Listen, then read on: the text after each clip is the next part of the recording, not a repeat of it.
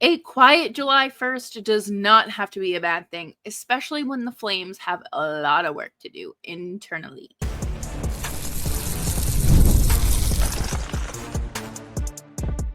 You're Locked On Flames, your daily podcast on the Calgary Flames. Part of the Locked On Podcast Network, your team every day. Hello, everybody, and welcome to this free agency frenzy episode of Locked On Flames. Thank you all so much for joining me. As always, I am your host, Jessica Belmosto, and I'm so happy to be with you here today. Make sure you're subscribed to Locked On Flames wherever you get your podcasts, as well as YouTube. We're here for you Monday through Friday, 5 days a week, your team every day. And today, we're talking about who's in, who's out, navigating the log jam that still lingers ahead of the season, as well as Conroy's approach to this offseason and what he has to say for the moves made today. We're going to dive right into this.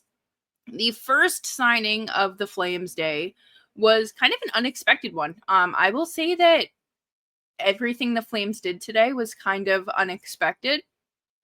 By everything, I mean like the 3 or 4 things they actually did.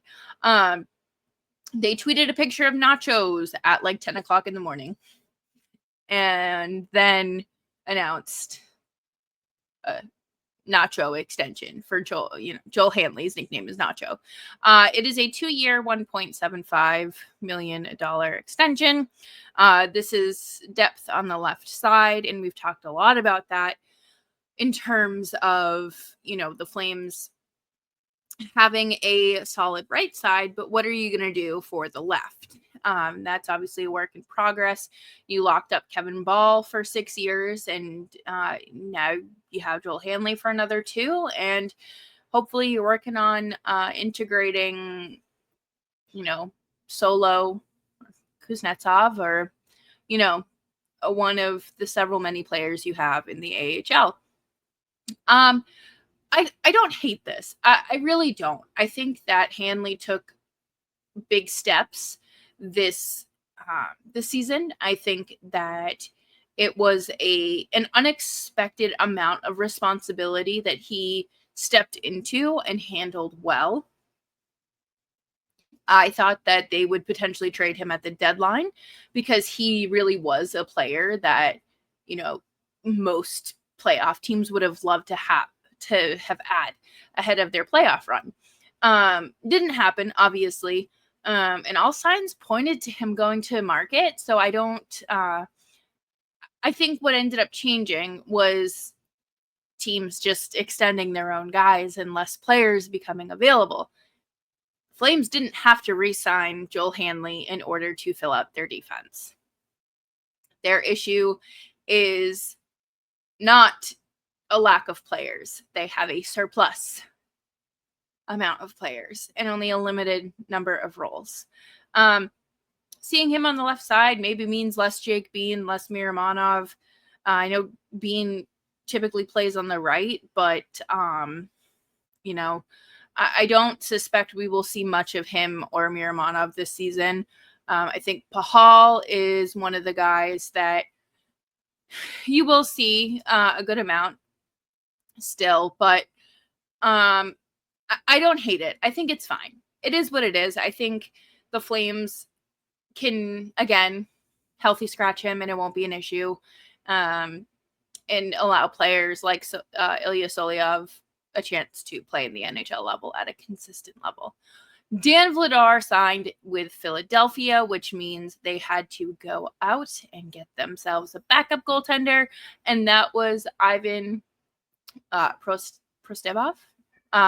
He is a goaltender who absolutely dominated over in Russia this past season, and had a .920 save percentage and like a 2.6 goals against average over 38 games. So I think that's,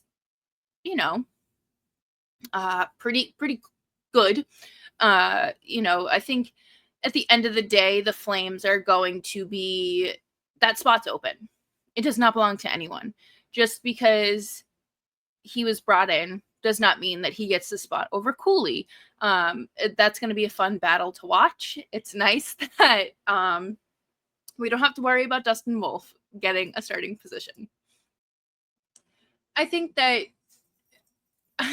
someone else said it really well today.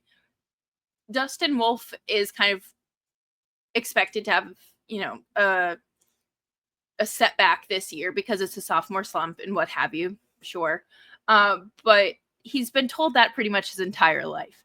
So I'll believe it when I see it, sort of situation here. But I think the Flames are in good hands. I would have loved for them to re-sign Dan Vladar, but unfortunately, he wanted a more of a starting role, and Philly has that door wide open. So it's a good fit, good for him. At least he won't have to play the Oilers a lot. I guess, we'll see. And we're going to talk more about Conroy's philosophy when it comes to camp a little bit later. But their other signing is goalie Nick Cicek. He is a 25-year-old defenseman who spent last season in Germany. He played with the Sharks in 2023. I almost said 2003. 2023. He's an in-between NHLer and AHL defenseman. I'm sure he is a wonderful person. The Flames don't need any more defensemen that are not already in their system. I get it. You have to ice an AHL team too. However, I would just really like them to work internally before bringing in external candidates. I think that, and we're going to talk more about it, especially as the offseason continues. There are so many players on this team. There are so many players in this team and in this organization within the depth chart. And we're going to talk about that later, like I mentioned. But to me, the Flames need to do some serious thinning out. Like they have to figure something out. Otherwise, running it back, what are you looking to accomplish? Because I still don't understand the whole we have a playoff mandate even though we're rebuilding comment. I don't know if Conroy is kind of like a PR mastermind in terms of keeping Murray Edwards at ease and, not sending him over the edge while also signaling to the fans that this is what lies ahead. But overall, I think that little moves were made, the better. I don't think that you have to go out and make a giant splash on the first day of free agency if you want to get things done. I mean, we still have not seen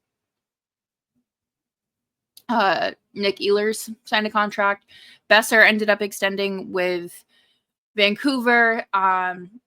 There's limited spots and limited players available on the market. And I just don't think that the Flames are currently in a position to be making a splash. What I think they need to be doing now is clearing out that logjam across the board. And we're going to talk about that next, coming up here on Locked On Flames. Summer sports are in full swing, and whether you are all about baseball under the lights, golf on the green, or high-stakes soccer action, FanDuel is the best way to make every game even more exciting. You're already following the action. Why not make it a little bit more thrilling? With FanDuel, you can get in on the game while your friends are getting sunburnt at the beach. I like FanDuel because it is, number one, super easy to navigate. I'm not very technologically literate, and it is super easy to put together a same game parlay as well as figure out the props and where the lines are. You got to make sure all your bases are covered, and FanDuel ensures that with very easy withdrawal as well as depositing into the app. Are you new to FanDuel? Customers can bet just $5 and get $150 in bonus bets if your first bet wins. Open the FanDuel app today or visit FanDuel.com to get started.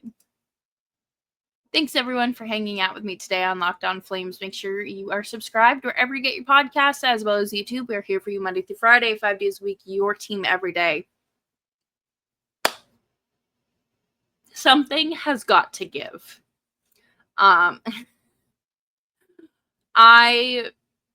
don't know what has to happen in order for the Flames to thin out their forward group and to thin out the defensive depth.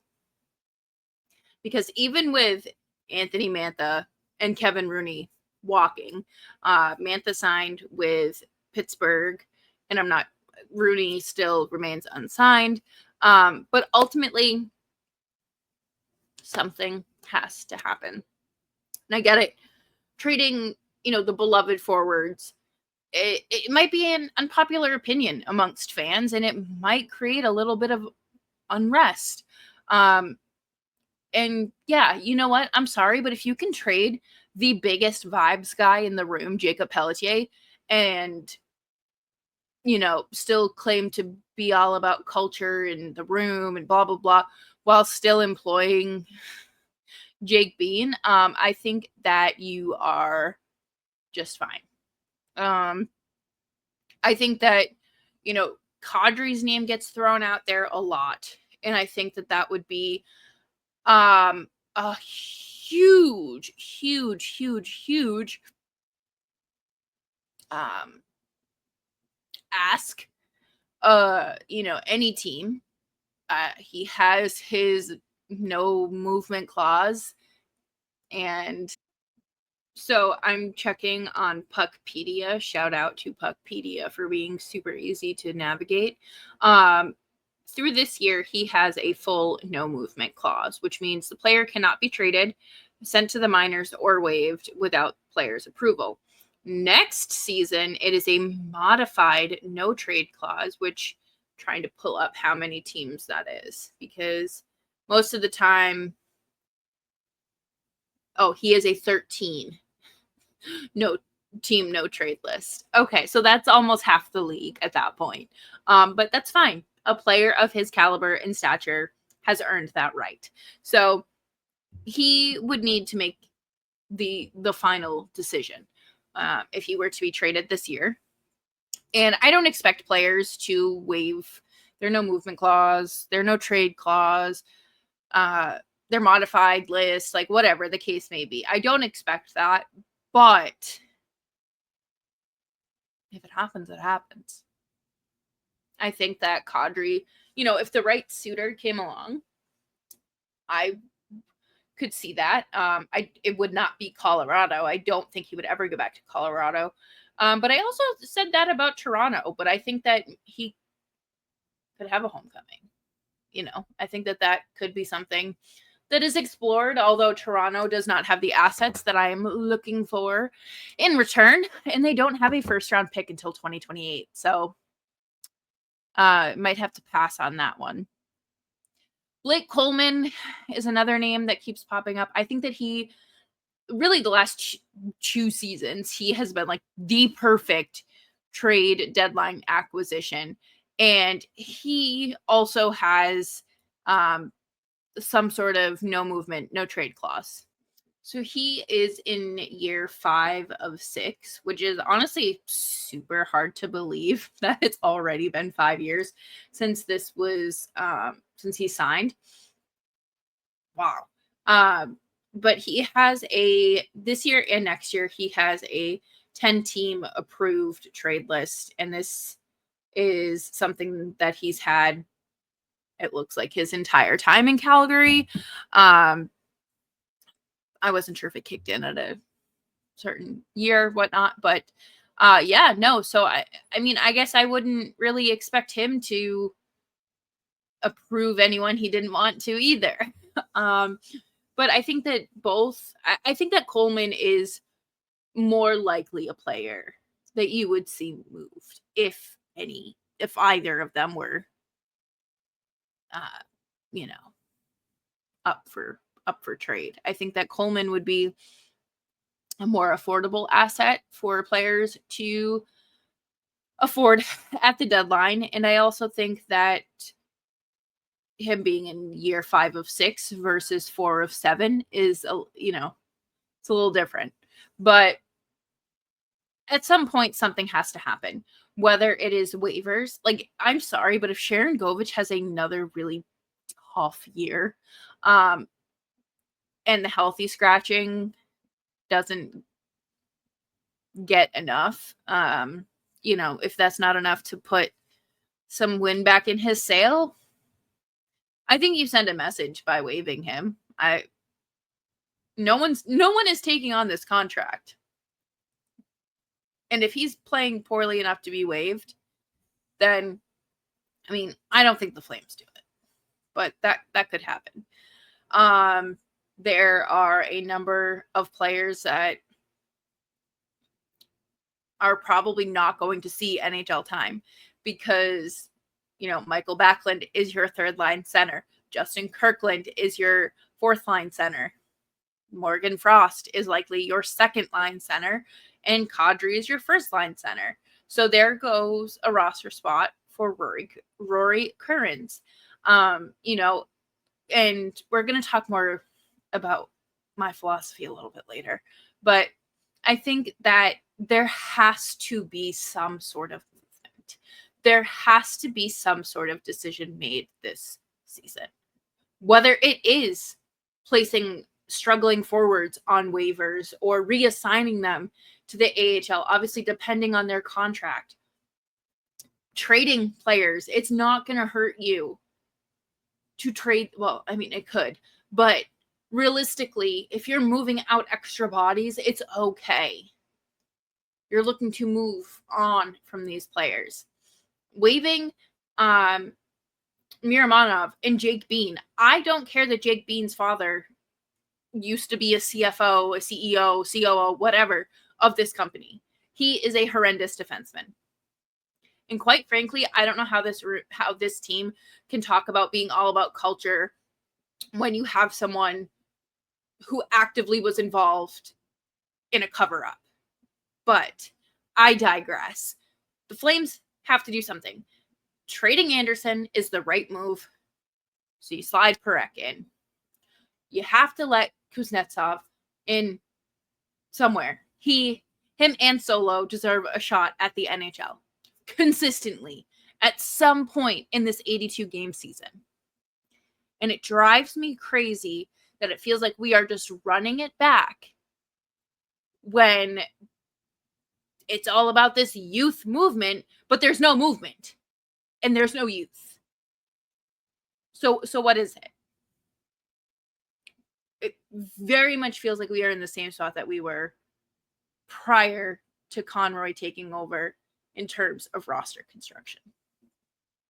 But coming up next, we're going to talk about Craig Conroy's media availability and what he had to say after the first day of free agency. Next on Locked On Flames.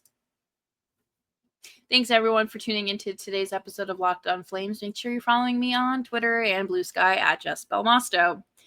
Cap space can sometimes burn a hole in your pocket. If you're not disciplined, that is. Okay, then they're talking about Craig Conroy, not spending a lot of money. This is also a piece from the Flames official website. Let's see. We've always said we have a plan and we're going to stick with it. You can't just deviate just because other teams are signing players. For us, we still have our young guys, and all these teams that have signed players have taken spots away from young players. Let's say that again. And all these teams have signed players have taken spots away from young players. The complete lack of self-awareness there. Number one, you did not need to re-sign Justin Kirkland when you have Rory Currens right there. And you could have slid Michael Backlund down and played fourth line minutes. So you could even have Connor Zary maybe play third line minutes, or Morgan Frost, or Rory Currens. Believe it or not, unbelievable. You're going to see more opportunity for our guys with better competition. And if I'm a young player, I'm sitting at home, I'm thinking, they haven't done much. I'm going to work even harder this summer because I want to make that team. We said the same thing last year. And there was, like, Dustin Wolf he was the player, the young gun. I'm going to need Farabee. I'm going to need Frost, Zary, Matty Coronato, guys like that are going to come in and play better for us, and they're going to have to give us more offense. Matt Coronato scored you 24 goals this season. He was third on your team in scoring.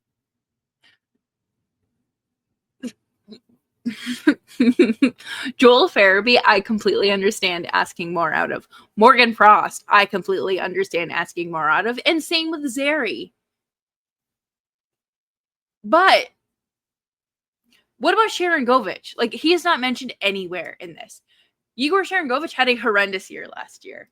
And yet we're calling out players who took big steps in their development with Zary and Coronato. Frost and Farabee, we knew, we know it's tough. We don't need to beat that dead horse, but those guys are, let's see. And if they do, that's going to be a big difference for us. Those are the guys with Klapka and Pospisil. Those are what we need right now. Those are what we need to rise and play better.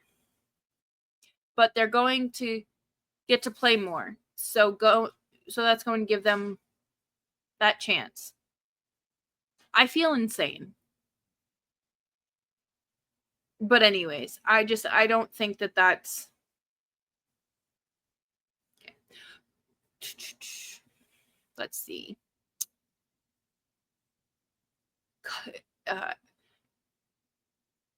And with righties like Zane Parekh and Hunter Brusewicz knocking on the door too, there's certainly a logjam of youngsters keen to impress.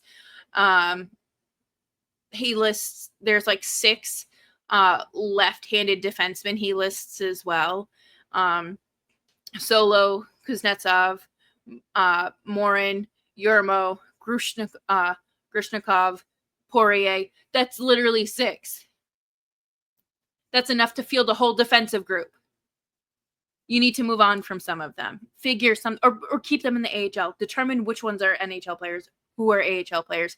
I am tired. It's just unbelievable.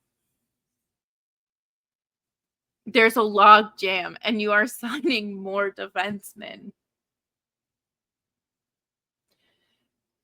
Nowhere on this roster says this is a playoff team. This is a contending playoff team. It's not. It's not. You put this team up against the Winnipeg Jets and they fold in 5. 6 if they're lucky. And Conroy says, come take a spot. Come take a job. Earn it and take it. If there's an injury and you get a chance, never give that spot back. Okay, Matt Coronato. It's hard to say there's one spot here, one spot there. They're all open in my mind, but these veteran guys aren't going to give you anything.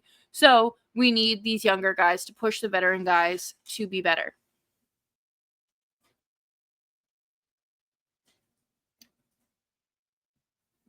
Nazem Kadri and Jonathan Huberdeau led your team in scoring last year.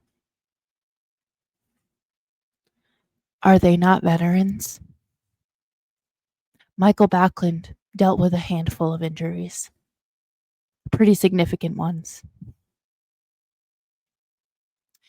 Is Yegor Sharangovich considered a veteran?